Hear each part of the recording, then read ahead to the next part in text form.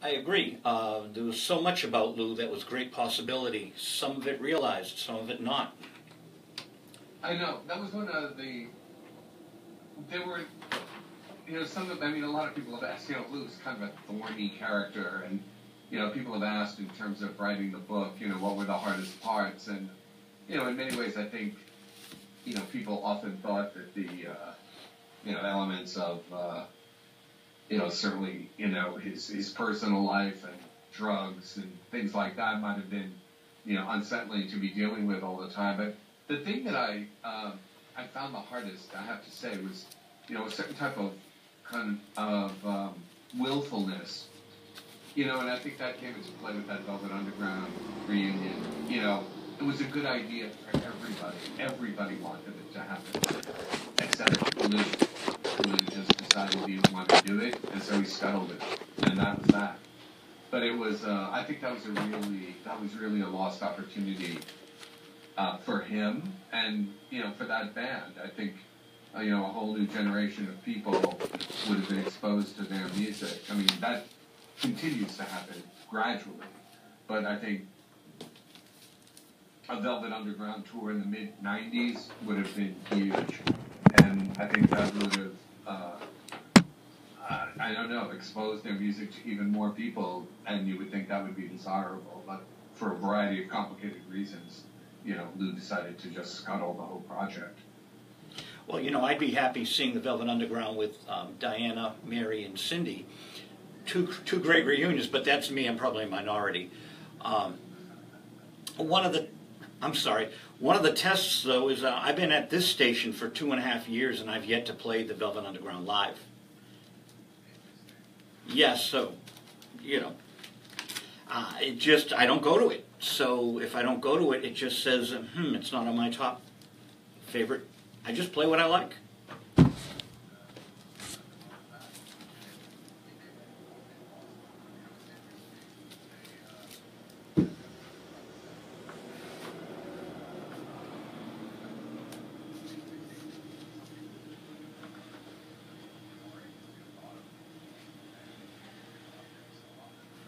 Well, do you remember Fusion magazine? So,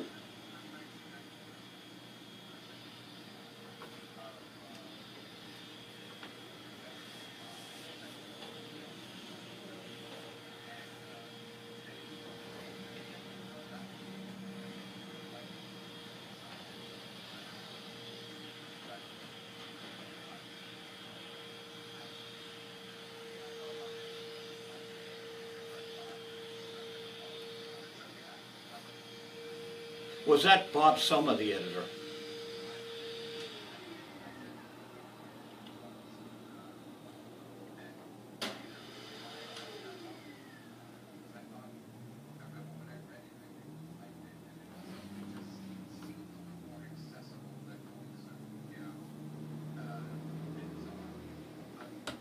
Too intimidated to send something to Rolling Stone, but I thought I could try Fusion. And, I got what I can now see as a positive response. I mean, as somebody who, when I was an editor at Rolling Stone, and, I would get mail if I wrote back to somebody and said, please send us more stuff, that meant I was definitely interested.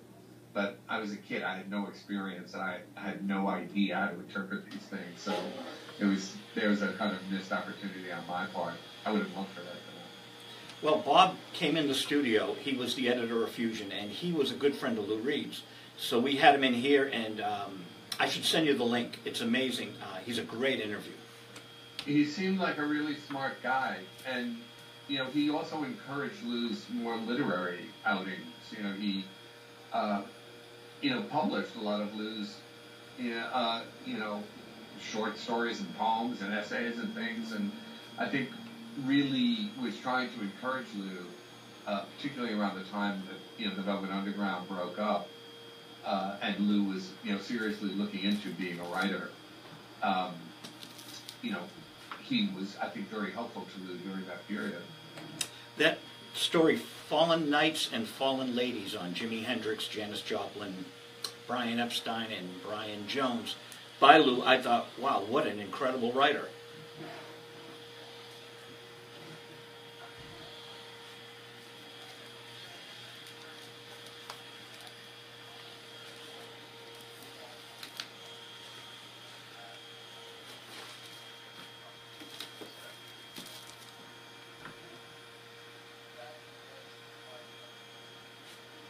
authenticity, I think, in a very significant and basic way. I think that meant a lot to him. There's a scene in the book that Bill Bentley, who knew Lou very well and worked with him, was with him when Lou was signing copies of his book of lyrics called Between Thought and Expression. And, a Lou Reed signing, Lou's sitting in a bookstore, people are coming by with books, but they were all telling him stories about what their lyrics meant. And, by this point, Lou had been around for a while. And, but when it was over, he went back, into the green room, and, his wife at the time, Sylvia, was there. And Bill told me that, he just, sort of fell into Sylvia's arms and started crying. I think the idea that people had responded to his words so powerfully meant something to him that was different from people coming to a concert or even liking his music. I think that was a very essential part of him. And, Fusion was a place where, he was allowed to express that part. Now, speaking of Bill Bentley, I believe he's at Concord Music now, but he was at Vanguard, and I think that's the Adam Parfait album. So there you go. It's Bill Bentley. It was a full album of Lou Reed, and if I'm not mistaken, it was Adam Parfait, so I have to look that up now. But Bill Bentley was at Vanguard, and a full Lou Reed cover album came out. Very interesting. So I'm holding your book up for Facebook Live. I'm on Facebook Live, and unfortunately I can't Skype you in, but I'm holding your book up. I got to say, Anthony, on my desk I've got another Lou Reed book, and I have your Clive Davis book, and your books are much thicker, which is a question I have for you.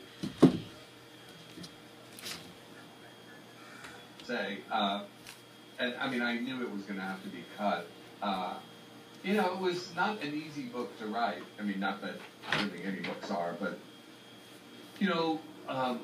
living with Lou day to day was, could be tough at times. And as a way to get through it, I just decided I wasn't going to edit myself really as I wrote. I was just going to try to get through it as quickly as I could. And even at that, it took, almost 3 years to write it.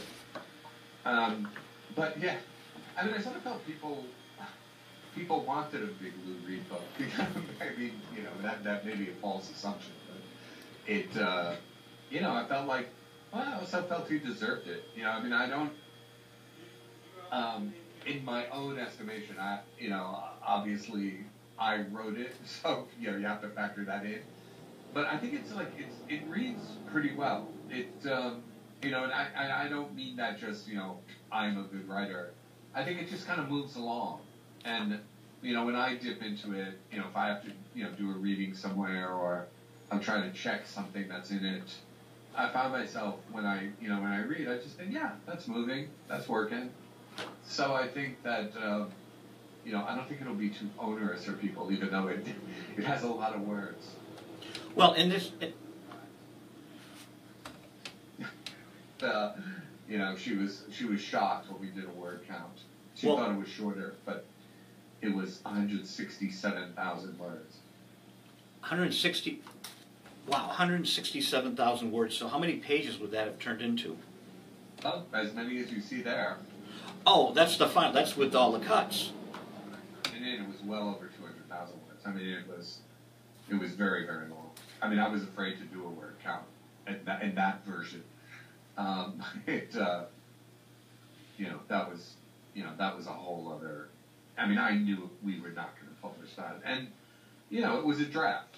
That's what editors are for, and my two editors, a guy named John Parsley and a woman named Jean Garnett. Both did an excellent job with me. I felt like I was very capable candidate. I was in very good hands. Well, let me give you some stats, because that was one of my questions. When the authors come in here, they're saying they're not getting as many pages as they'd like to, but your Clive Davis book was 586. Lou comes in at 520. Now listen to some of the other Lou books. Chicago Review Press in 2015, 406. Orion, 288 pages, 2014. Howard Soon said 416, so he's under you. And the Melview Press, 128, Lou Reed's, they say it's by Lou Reed, the last interview. You know, look, it's you get your money's worth. I think that's we aim to please. No, that's great. What I'm hoping is that you put the other 30,000 words online as like a bonus if people... It's sort of interesting, you know, there were people that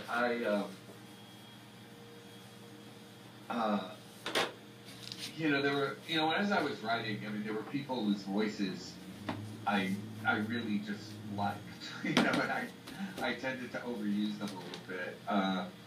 Yeah, there was a guy, and you know, after we quit the Velvet Underground, he had this solo. You know, we had this young band from Yonkers backing him up called the Tots, and this one guy that I interviewed from that band just had the best, like old, like kind of New York excerpt accent. And he just expressed himself so well in that accent that I just loved it. I mean, it just caught something about the period and caught something about, you know, what Lou was up to.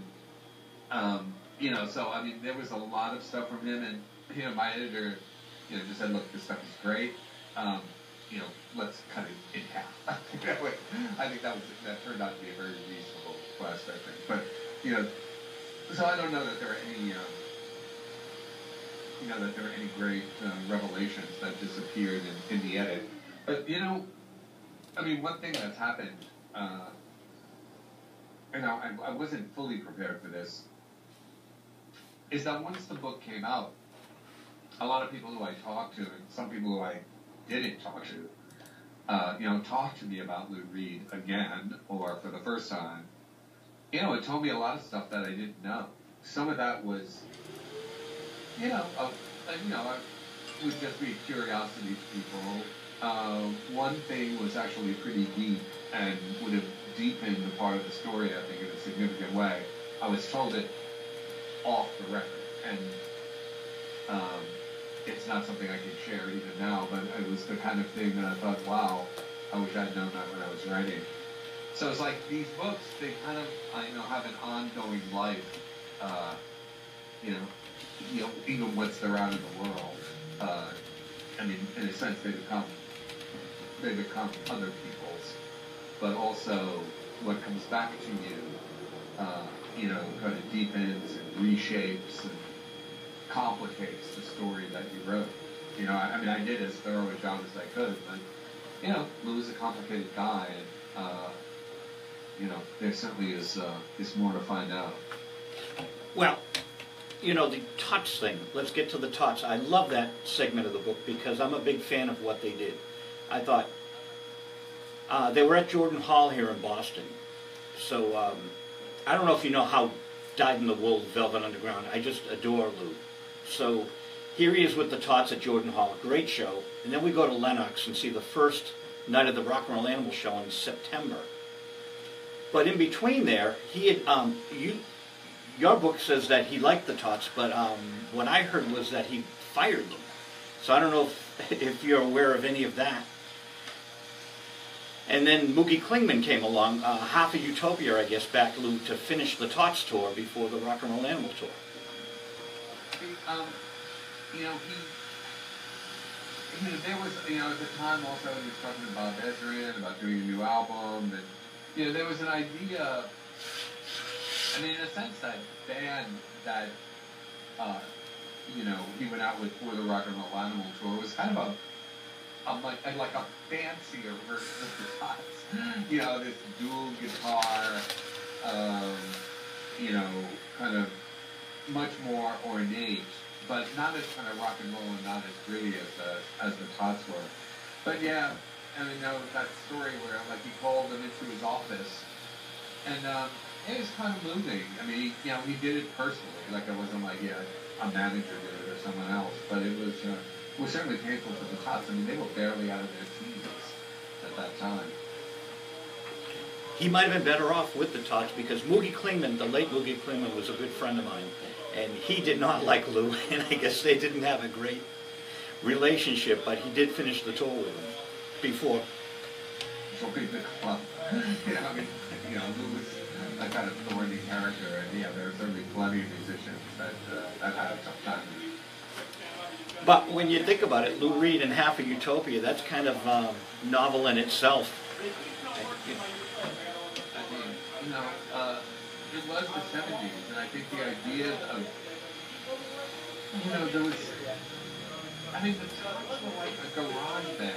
I mean, literally a garage band. They used to rehearse in one of their mother's basements. That's how when Lou went up there, for Yonkers and went down to the basement to hang out with them and see what they were up to. But like as the 70s are going on and FM radio is, becoming a little bit more sophisticated and rock and roll is becoming rock, the audience is changing and there's this kind of interest in virtuosity. And I think Lou sort of fell into that a bit.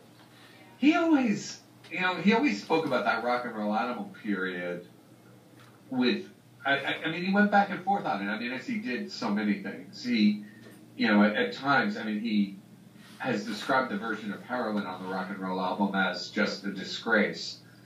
On the other hand, to me personally, he said he thought Rock and Roll Animal was, other than like James Brown Live at the Apollo, was the best live album ever made.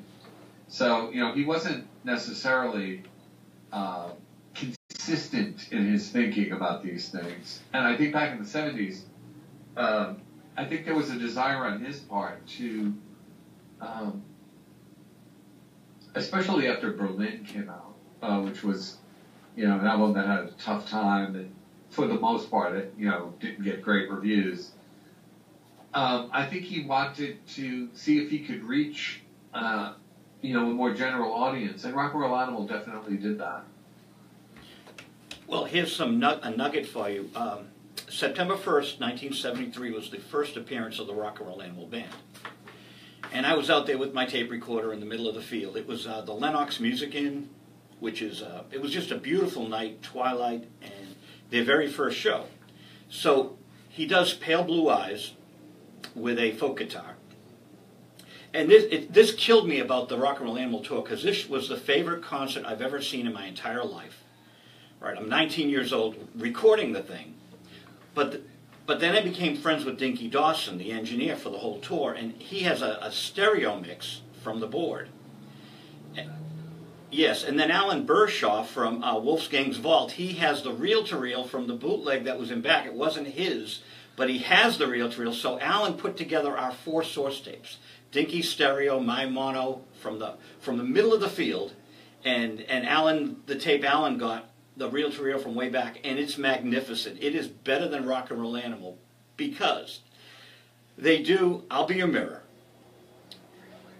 acoustic, and then Lou's doing, now Steve Hunter didn't remember, he was playing the slide guitar when Lou was singing Pale Blue Eyes. So you've got Steve Hunter on slide guitar. Then, Anthony, they go into Heroin, acoustic. And the band builds up behind them, and it is the most magnificent Heroin you've ever heard.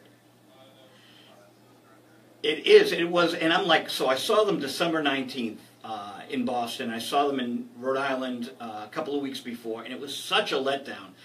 Rhode Island sounds good on tape if you listen to Wolfgang's Vault, but it was a disaster. The guitars were getting electrical problems, and then one guitar went out, and they still did the show, and on tape it sounds good, but it was dismal that night. So you went from magnificent on September 1st to dismal in December. The shows that were recorded in New York, right? Yeah, I think that was in December, right? Or maybe January of the following year?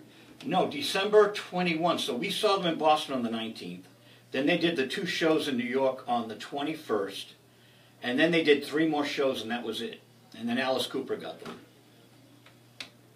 Interesting. Yeah. Well, it was, the guitarist in the Tots was, talking, I mean, one of the things about that Rock and Roll Animal stuff is that a lot of people who have no use for Lou Reed like that album because of the playing, like if they're, they don't think the Velvet Underground, are real musicians, because they're not, playing the way the guys on the Rock and Roll Animal album played. But I think, Lou, it took Robert Quine, later, around 1980, around the time of the Blue Mask, to come along and try to convince Lou to play guitar again, because I think he got sort of intimidated by the technical virtuosity of the players that he was working with, and he didn't feel he could play with them, and had more or less stopped. And Quine told him, you're a great guitar player, you should play guitar. And of course, those live shows with Lou Reed's band with Robert Quine and Fernando Saunders, and I think of the best live shows that he ever did. I think they're quite extraordinary. Now, would that be live in Italy? Yeah, live in Italy would be an example. I mean, some of the other stuff knocks around online too, but the Live in Italy thing is just extraordinary. Oh, it's a great album. On it is great because you could just hear him being pushed by that band. It's quite emotional and very, very powerful. Now, maybe you can help me with this. I was 16 years old, 17, and I just got my driver's license, and Lou played 5 nights solo acoustic up on Lenny's on the Turnpike in Danvers. So I wanted to drive up there, and it was a thunderstorm, and I just got my license in Mom and Dad's car, and I didn't do it, and I'm kicking myself forever because I've taped every show of Lou's I've ever seen. Great one to have. Yeah, because, Lou did 5 nights solo acoustic. That's incredible. Well, like you said, they were here in Somerville. We're in Somerville at Union Square, this radio station, and the Velvet Underground lived up the street on Somerville Ave. Interesting. Well, it's on the spot. Well, yeah, having Bob Sommer in here and having him tell me stories of our old pal Jonathan Richman, how he wrote for Fusion, but would hang out with Soma. They would have a party every night after the Lou Reed shows, the Velvet Underground shows at the Tea Party. Wow. Yeah, some of those, some of the people who were around then, spoke to me for the book, and yeah, it was, it sounds like those shows were really, I think the band liked being out from under the kind of New York media glare, and the sense of, what Warhol and all that business was about. When they went up to Boston, they were just a band, and they could play and hang out and do what they wanted to do. And I think that was reflected in the qualities of the shows. The quality of the shows, everybody who was there, who talks about it, is rhapsodic. Well, there was a strange show they did. My guitar player, Fred Pinault, was in a band called the Atlantics, and he went to this show. It was a Christmas party for the pop station, the top 40 station, WRKO. And the Velvet Underground played it, which is really bizarre for a top 40 station. So greasing the radio wheels there. That's generic.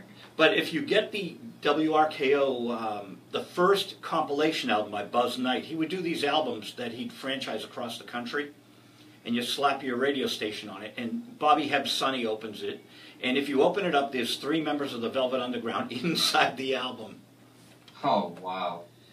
I'll post it up on Facebook. I'll post a picture and you can see it. It's pretty funny. That's phenomenal. So there's, now here's another little, this is a great trivia question. On the back of the White Light, White Heat album, they're under a nightclub and it says TY. It's the Tea Party Boston.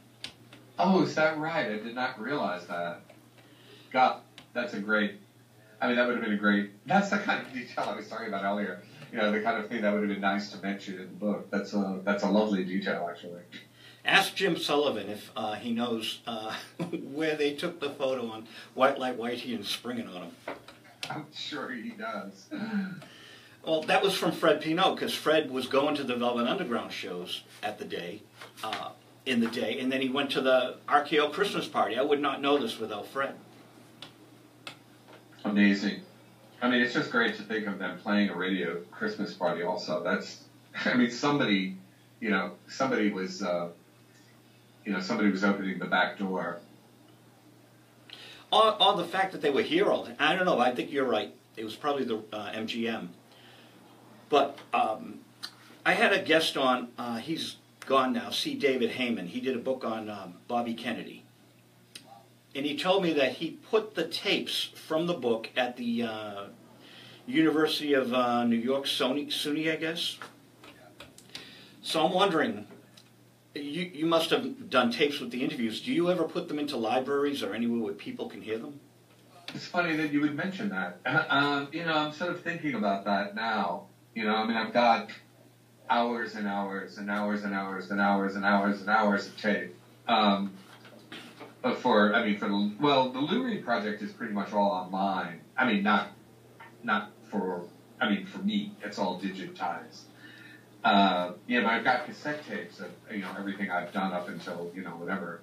That's something that drove Lou crazy. The fact that I used to interview him with cassette tapes that just drove him out of his mind.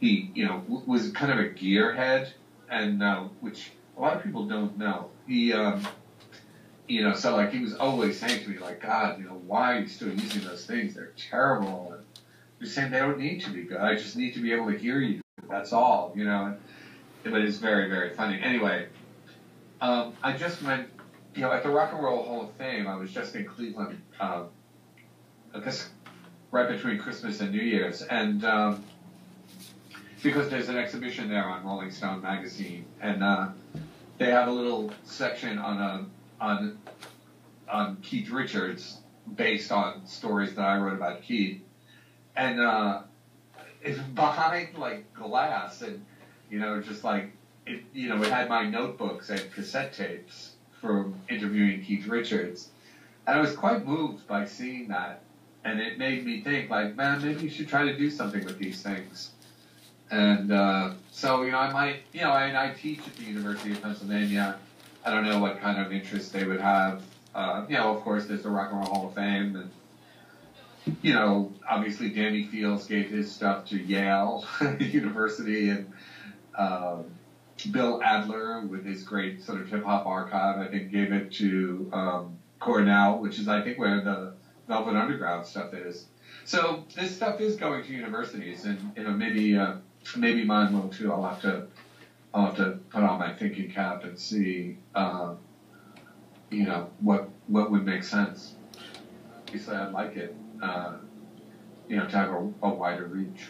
Oh, I think it would help the legacy of the book, because crazy people like me would love to hear this stuff. It's just funny though. I fret about certain things. Like that. It's not uncommon to go off the record with somebody, or someone will say to you, and I note that when I'm, either having the thing transcribed or transcribing it myself. But if it's still on the tape and it's still there, and I sometimes might feel funny, about some of that stuff getting out. But I guess everybody has to deal with. I need. Excuse me. I'll need to give it some thought. Well, here's a funny one for you from your book. On page 179 and 180, you quote a friend of mine who was in here 3 weeks ago, another Rolling Stone author, and he didn't mention your name. You quoted him, and he goes, how can someone listen to all that depressing music from Lou? I think you know who it is. Wait, in my book? In your book, you reference a critic who has like 18 books out. He lives here in the Boston area. He's a friend of mine. And he came in and we were talking about you quoting him in the book. Stephen Davis, So how can anyone write a book on Lou? That was a horrible review that he wrote of Berlin. That's ridiculous. I know his work. And he's like, this is the guy who gave us, Hammer of the Gods, the most salacious biography ever written. And, and he's worried about Lou writing about people using speed, and I don't know, I had a problem with that review. Berlin's one of my all-time favorite albums, so there you go. No, I'm sure he's a great guy. I look at him as whatever it is 50 years ago, but, that is, that review, which sort of declared the end of Lou's career in 1973, It's a kind of infamous piece of writing. No, I think he's pleased that you referenced it. Yeah, as long as they spell my name right. I mean, I've got to come to that sort of point of view as well. Well, his Stevie Nicks book that's just out hit number 13 on the New York Times bestseller list, so he's happy. Yeah, so he's very happy.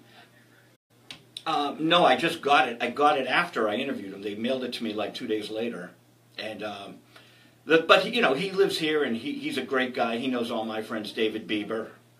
Not on Long Island, he doesn't? Stephen Davis lives in Milton. Oh, well, okay. Oh, yeah, and he did Aerosmith, and of course, the Aerosmith guys. But here's a nugget. This one stunned me on the interview. He wrote Michael Jackson's Moonwalk. He ghost wrote it, and he has credit on it now, but his editor was Jackie Onassis. Ah, wow. I remember reviewing that book. I thought that book was really good. Well, here's a fun tip. I said, now you must have played Jackie, the human sexual response, Jackie Onassis. He said, no, I played her Pablo Picasso by Jonathan Richman. Oh, that's amazing. It is. Fun. I said her response, he said she laughed. She laughed. That's very funny. Can we discuss the Clive book a little? Again, another voluminous work. How do you put the time aside to do this? Is so much writing. Well, it is my job. But yeah, look, I have to say, look, in many ways I was treated very well by Clive, and we're still very good friends. And I expressed this to him at the time. I believe that book would have been better had it been shorter. Clive is a bit obsessive, and I think he wanted, I think he wanted it to be a kind of complete look at his career to that point. And, whereas I was thinking more like a reader, and, there are certain things, do you need, 4 pages on En Vogue? I don't think so. But Clive thought so. And finally, that was his book. I was hired to work with him, and it was a pleasure to do it. But ultimately he had final say. And I think that's, one of the ways in which I said, look, I'm going to always give you my best editorial advice. You can do what you want, but, I'll tell you what I honestly think, which I did. And he was always very gracious. There was never a fight. It was always very, gentlemanly, but I think that book would benefit from it, and I think Clive, there's a lot of stuff in there. I think that Clive wanted in there that doesn't necessarily help the book. To me, it was part 2 of the first Clive Davis book, and that's kind of what it was. We went back and sort of rewrote the whole story, and I would argue, again, from my own obviously biased perspective, that that the first part is deeper than the first book was. The story of his childhood and all this other stuff. There's things in there that are very powerful and revealing, and things that essentially his family found out when they read the book. But it was, certainly the template had been laid by, that first version, which came out in 1974. Now, you work with Clive, and Clive is writing with you, but then Lou Reed had passed on, so you must have had to do a lot more digging for Lou with the interviews and such than with Clive. Yeah, sure. Clive, what I had to do essentially was interview Clive. I did some other interviews as well, but for the most part, that was meeting with Clive and,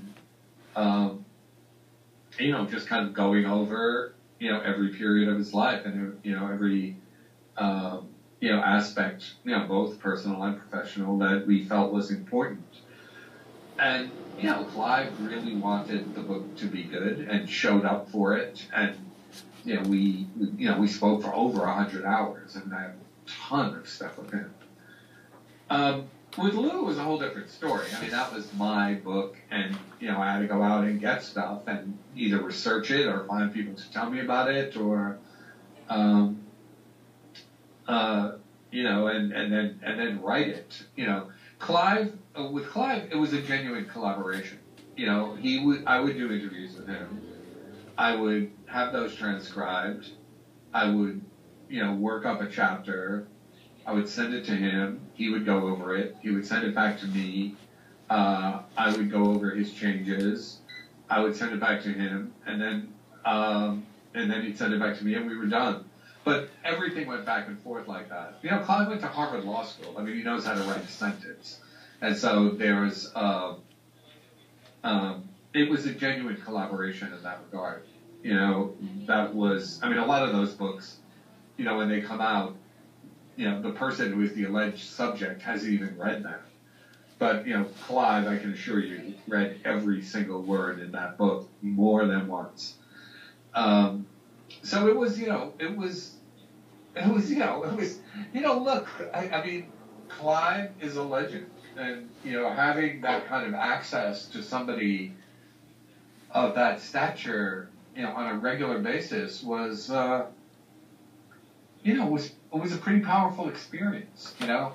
And Clive also treated me very well. I mean, there was a kind of, you know, just these little details, like when I would go see him at his office, I would get a lunch menu in the morning from the Sony Club, you know, and, you know, to just decide what I wanted, you know, to have for lunch, you know, from a world-class restaurant, you know, twice a week.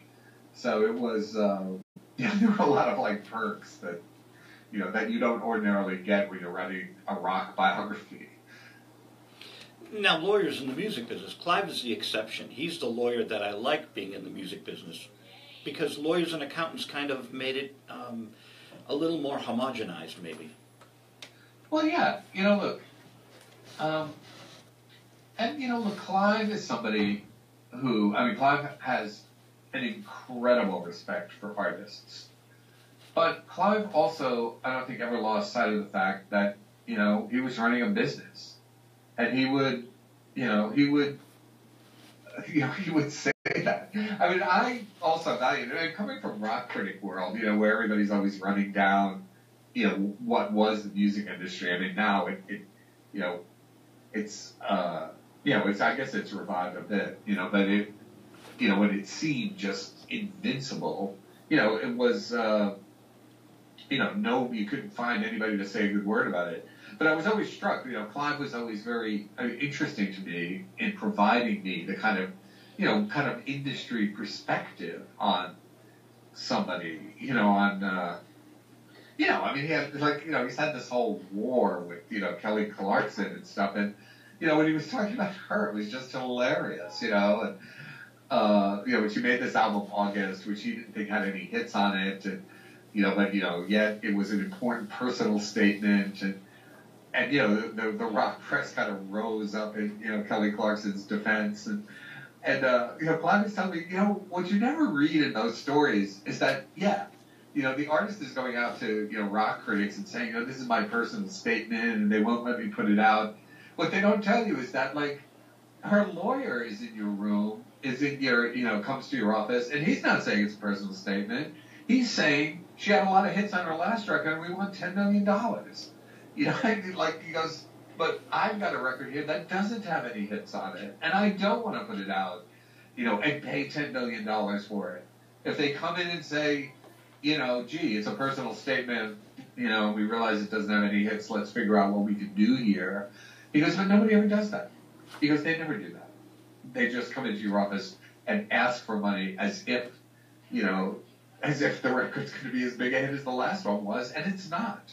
And I just thought that was, like, a really funny story. You know, and that sort of perspective on, you know, what, you know, how a rock critic perceives the world and how artists speak to rock critics, and the kind of reality of making the deal that actually makes the record come out, and the money involved in that, and what the demands are. You know, I was fascinated to learn all that. I mean, I was not, I've been around, the music biz a lot, but, that was never the part of it that interested me. I was always, kind of a critic and a feature writer. And, so finding out all those kinds of behind the scenes things, to me was kind of eye opening. I enjoyed it. Well, there are also parallels between your two books. Clive came up to Boston to see Jonathan Richman at a teen center doing his with the Modern Lovers. So he was interested in the Modern Lovers. And then he came up and saw the Cars when they packed the Rat and had a line around the corner, when they had the hit Just What I Needed. And both were sons of the Velvet Underground, if you will. So Clive was interested in them, and then you write about Clive and Lou, who of course was important. They were important to each other. Yeah. They were good friends for a while. I mean, more than just. I mean, Clive signed Lou to. Well, there's a perfect example. I mean, I talked to Clive again for the Lou Reed book, and he signed Lou to Arista when Lou really needed a record deal. It was. Not too long after, Metal Machine Music and stuff like this, and everybody, Lou was kind of a wreck, really. I mean, Clive never would say something like that, but it was true nonetheless. And Clive talked about, this was another thing, that Lou always wanted hits, and even as, he also wanted to do what he wanted. And so Clive says, so Lou comes to my office and plays me a record. And I just say, well, look, I think I can get that song on the radio, but I think you need to go back and do a little bit more work on it. It's a little kind of spare for what radio is. And Lou would say, well, I'm not going to do that. And Clive would say, well, and Clive would say to me, he goes, look, I understand that. It's like if you're a painter, you bring your painting into the gallery, like, here's my painting, and the gallery owner says, well, gee, I think I could do better with this if you put a little more blue in it. And you just say, well, I don't want to do that because here's the painting. And he goes, I get it. I understand why he would say that. He goes, but then when you then start telling me that you want to be on the radio and I'm telling you what you have to do to get on the radio, at that point, like, it just becomes frustrating. And I think, ultimately, I don't think they ever really fell out. I mean, there was one famous thing where, Lou made some remarks about Clive from the stage, which he then apologized for. But I think, there was a kind of frustration. I mean, I think Clive's gift, for the most part, was identifying talent and identifying talent that could reach a large audience. I think, Clive would not have been the guy, for example, to sign REM back in the early days. To go to some club in Athens and, see them do like Radio Free Europe and all these other songs and, say that they wanted to work with Mitch Easter in, some tiny studio in Charlotte, North Carolina. That wouldn't have made any sense to him. But a few years later, when REM was interested in being a bigger band, signing with Clive would have made a lot of sense. I mean, they didn't. But he was that kind of, he had those kind of eyes. He had eyes for, for artists who could get big.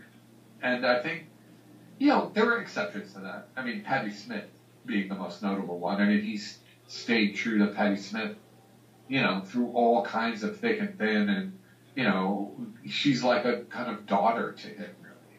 And, he was always extremely supportive of her, including during like a 15-year absence from the music industry.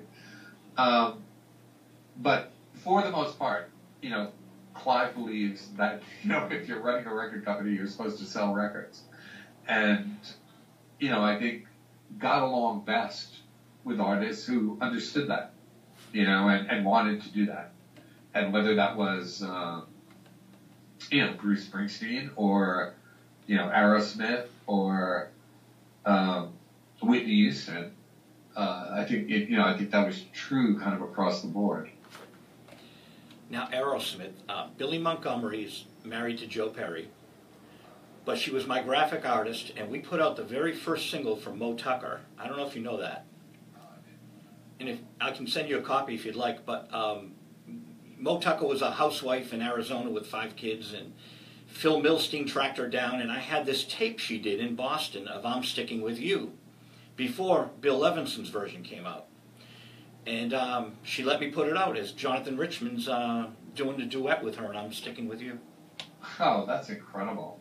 But that's the cover artist, the graphic artist, is Mrs. Joe Perry, which is pretty funny. Fantastic, actually. I mean, that's really, really great. And the other thing is, I was Alyssa Perry's partner in a publicity firm when Joe married Billy. So you can only imagine I'm right in the middle with the 2 wives. That's great. That's fantastic. But yeah, quite a life up there, man. Well, Boston is, Velvet Underground town. People don't really get it around the world. Here's the Cars and Jonathan Richman, and we have an underground, Multi and the Barbarians, and Bobby Hebb, Sonny, all these people up here. Yeah, totally. I mean, there's been a couple of books, interestingly, that just came out. One about 1968 in Boston, and one about, I don't know if you know the writer Clea Simon, just wrote a novel, a kind of fictionalized version of the underground scene in Boston, like in the 80s.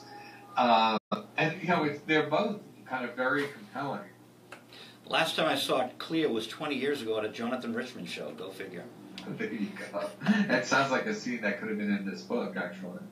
Well, it was it was an interesting time. When Jonathan comes back, you get the old-timers who come out and the new kids, the college kids who appreciate Jonathan. Sure. Yeah. Well, it's kind of an intriguing guy. And in that first Modern Lovers record, God, it's just a classic, Oh, it's brilliant, and it's John Cale. And again, that thread from being with the Velvets all that time. Absolutely. Now, if you ever interviewed Jonathan, he's a friend, but I haven't seen him in years. He took a lot of 8mm tapes of the Velvet Underground that were in his parents' basement in Framingham. Oh, really? Wow. So I wonder if he'll ever release them or if he still has them. Wow. Probably. I mean, aren't there copyright issues? Or? Well, it was the Velvet Underground. When they were on MGM, they were here at the Tea Party, and I guess he was a devotee and would be at Lou's feet taking 8mm film. Wow. That's unbelievable. There's just so much stuff in the woodwork, Anthony. We never know if the stuff will show up on eBay. Yeah, I mean, that's extraordinary. So little film of that. I mean, that would be amazing to see. And that would be from this Boston period where I don't think there's any film. Incredible. God, I mean, that would be great. The late Bobby Hebb, if I can... I'm sorry? Is Jonathan still up around there, or...? No, he moved out to California. Somewhere. I lost track, but I do see him when he comes to town, and I say hi, and he says hi, because we go way back. Sure. He was kind enough to come to one of my first shows at Arlington High School, so he was that kind of guy.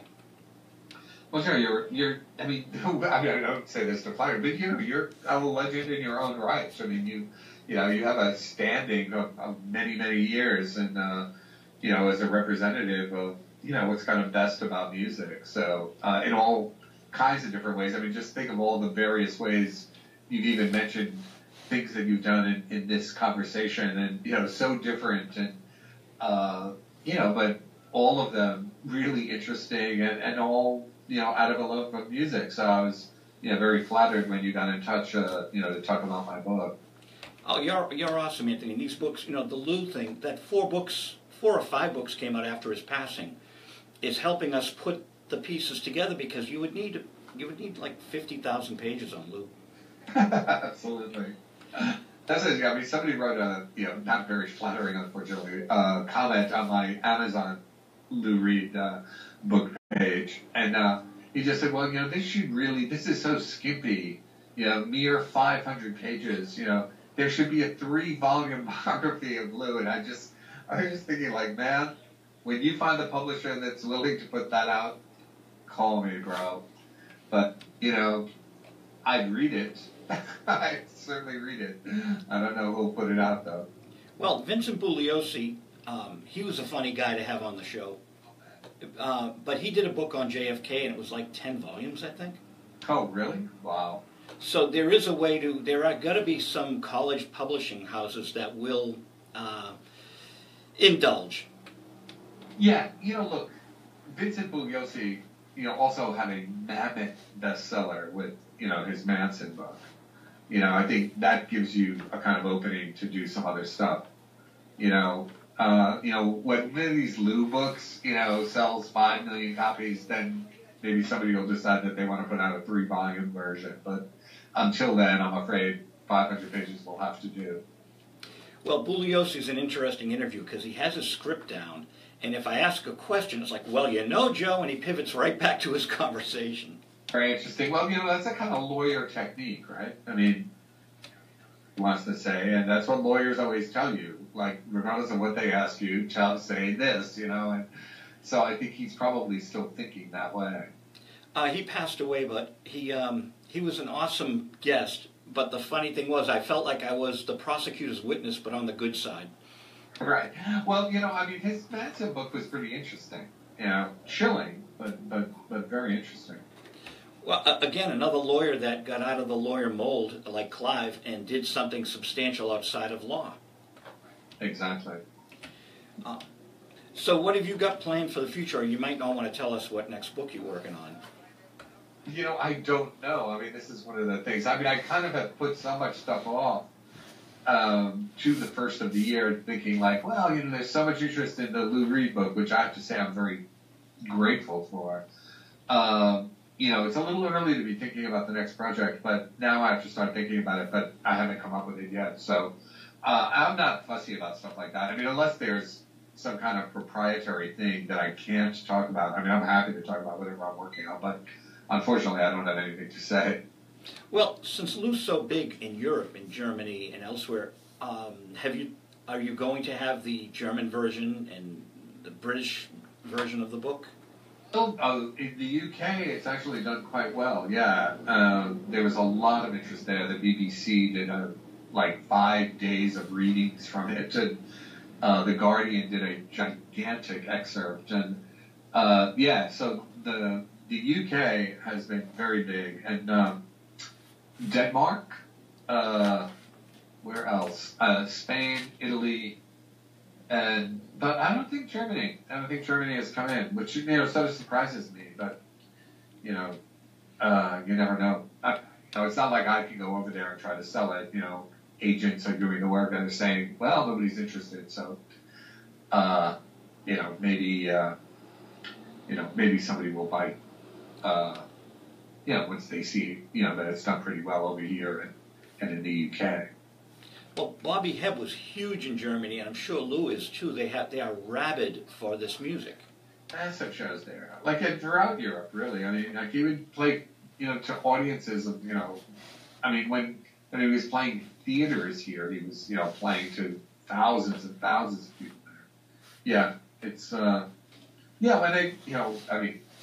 our fair country, with all due respect. People also are kind of, a little bit more literate there. They still read books. Well, as I said, I was reading you on the treadmill, and the book...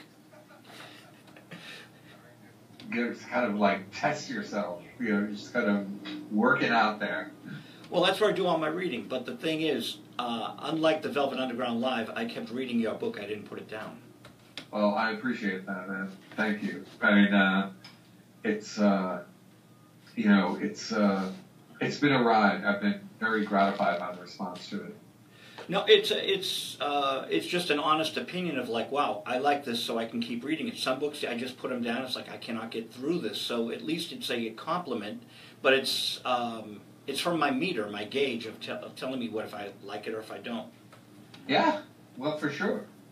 I think that it's I think that's the test. I mean, if you have to force yourself to read something, that's obviously not a good sign. Now, I do have one request from you, from Nelson Slater. He wanted to be in the book.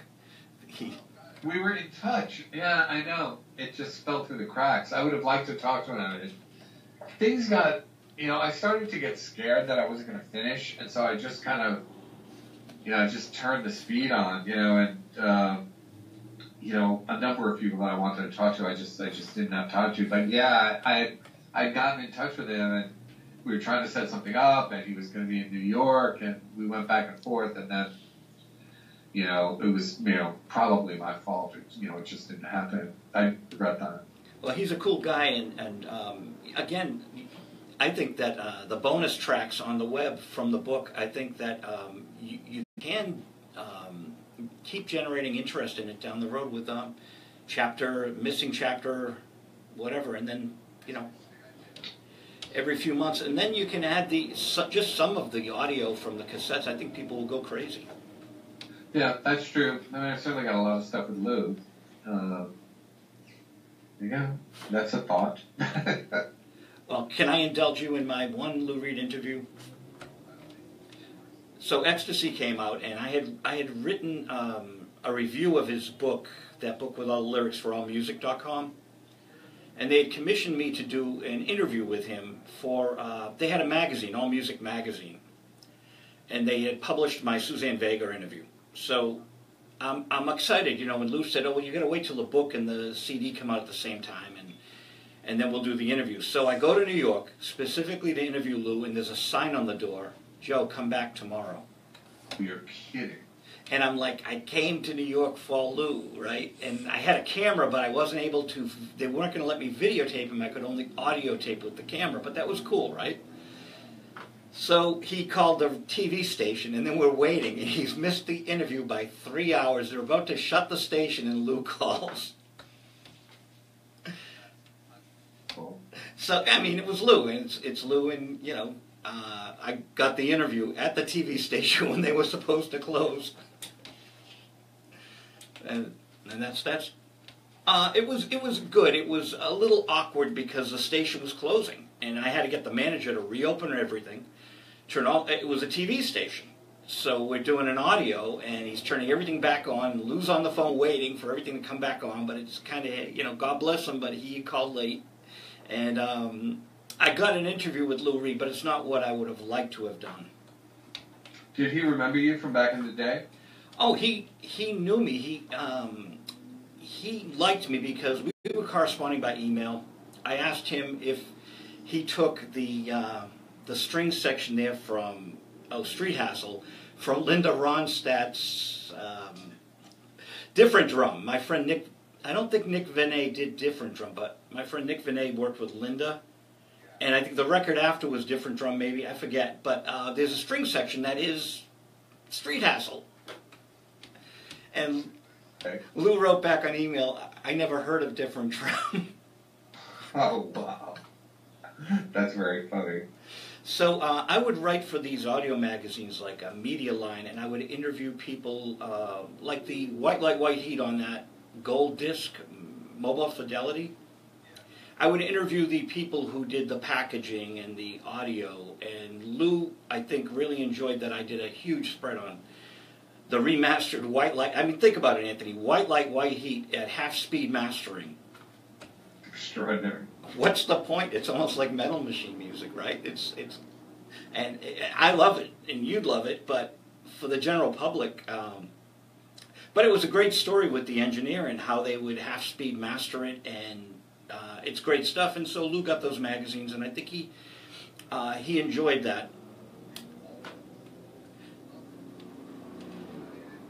Especially, God, he would have especially loved, White Light, White Heat getting that treatment. That's so funny. Well, I was the only guest he put on the guest list that night for Ecstasy. So I thought I'd surprise him. I brought his old engineer, Dinky Dawson, with me, and Dinky's wife. I didn't know that he and Dinky were in litigation during one of the tours. I did not know this. But Lou gives him a big hug, and Dinky slips into Lou's pocket the stereo audio from the Lennox show. Oh, really? Wow. So, yeah, so it was a nice little meeting of Lou and Dinky and I. But the first time I ever met Lou, we were at a hotel and he was with Rachel. So all I said was, "Hey Lou, you know, I love everything you've ever done," at that point in time. And he said, "You're very kind." And then he put out that Arista album, and I couldn't say the same about that. Oh, well, the first one? Yeah, Rock and Roll Heart. It was a good album. Yeah, there were some things on it. But I've taken a lot of your time, Anthony, and I'm honored that you gave us all this time for this interview. Really delighted. And I totally appreciate it. Oh, you do great work. Great work, and you've added to the Lou Reed legacy, and we do appreciate that. Well, thanks, Joe. And it really has been a pleasure speaking with you. And I hope to see you sometime before too long. Well, I hope you come to Boston. You can come in the studio. It's a lot more fun in here. Oh, you know what I'd love to do is bring Bob Sommer in from Fusion and have you and Bob on at the same time. He became a judge. He became a judge. And now he's not a judge anymore. He does law, but he stepped down from the bench, but he was doing the judge thing. Wow. Lou could have used him many times. Anthony DeCurtis, thank you so much for your time, man. All right. See you on Facebook. All right, bye. And that's Anthony DeCurtis here on The Pop Explosion. And we got more music to play. I think we were in the middle of Casey Fallon, but I have to turn the Facebook off, people, before I can play music again. It's kind of a rule around here, so I'm going to finish the Facebook off. You're going to hear a little Yoko Ono Silence. This is a song by Yoko Ono. It's called Silence.